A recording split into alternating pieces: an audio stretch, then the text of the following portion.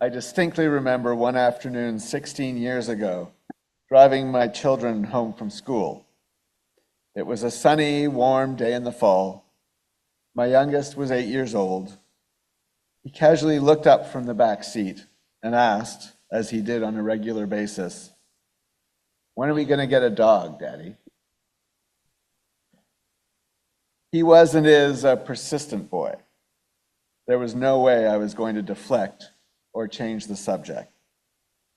So I looked at him in the rearview mirror and told him in no uncertain terms, "I promise that we will get a dog before you leave elementary school."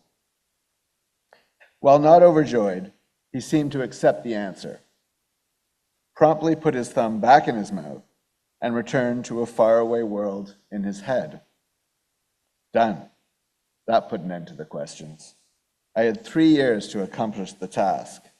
No problem. Well, my son will turn 25 at the end of the month, and we still don't have a dog. Oh, no. Why? It's hard for me to square this circle. There was a proverbial knock at my door, and I failed to answer it. I try and justify the situation by reminding myself that many years later, I told my son and my wife that I'd be happy to pay for a dog and take care of it, but I wasn't going to do the research to find one. An offer which went nowhere. I also seek solace in the time I took my sons to the SPCA to get a dog. We ended up looking at the cats, of course, and even road tested one.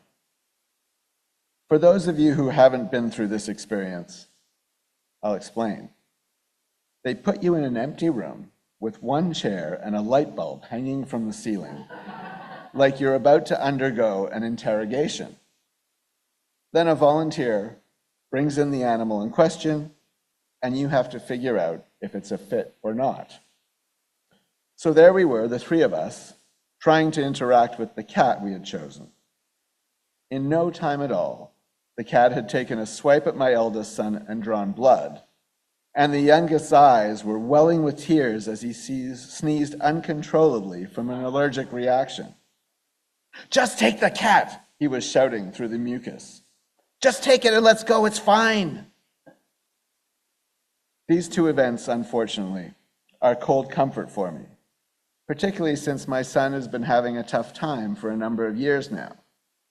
I can't help thinking almost on a daily basis whether having a dog would have lessened or even diverted his struggles. The story is a good example of my ongoing reflection vis-a-vis answering the knock at the door. Because what seems like a fairly simple analysis, either I responded to a situation or I didn't, is way more complex when I tease it apart. For instance, would I be answering the knock if I got a dog tomorrow? Or has that opportunity passed? Are knocks time sensitive? And what about all the times that I did open the door and welcome in a stranger? Are these so clear-cut? Such as when my wife and I got a panicked call from my sister-in-law in New York City, telling us that her babysitter had been apprehended at the Canada-US border for working under the table. She asked if we could drive down to the Clinton County Jail in Plattsburgh to check on her. We did go and see her, which is a story for another time, but she was there for 2 weeks and we never returned. Did I really answer the knock, or was the real opportunity in the second or even the third visit? Much of my career involved doing what needs to be done in the moment. 14 years at Concordia University were filled with a long line of people rapping away at my door.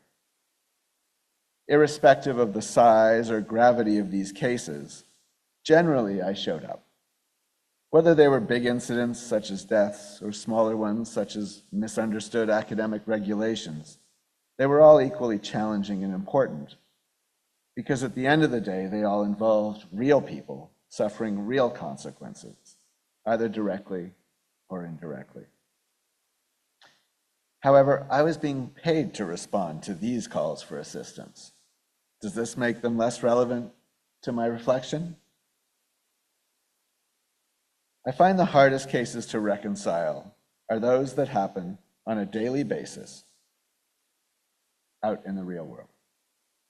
The ones that almost seem irrelevant or insignificant, with ostensibly limited consequences, where the circle of impact is tight, maybe even just me and another person. No one will summon me into their office to ask me what happened. No one is commiserating with me and providing me with excuses. These ones gnaw at my conscience. Like when my neighbor Andre asked if I would consider turning my car into a car share arrangement with him to save money, avoid him having to buy a car, and strengthen the community spirit on the block. I had to manage a sinking feeling every time I saw him and hope he'd forgotten about it or pretend I was still considering the options. I'm not sure if I have any conclusions from my reflection about all these instances of success or failure, apart from the realization that life is constantly having people knock at my door, and I've shown up for some and not for others. Sometimes there are good reasons for my decision to react or not, and sometimes there aren't. Should I be answering every knock all the time, or is there a careful triage that should be happening to discern the real knocks from the false alarms? I try and remember not to beat myself up too much by harboring on the instances where I didn't come through without assuming a false sense of righteousness. I guess the important thing is that I make sure I'm listening all the time and intentionally deciding whether to open the door or not. I also try and remember that the ones that seem small and inconsequential are no less important than the biggies. As for the dog,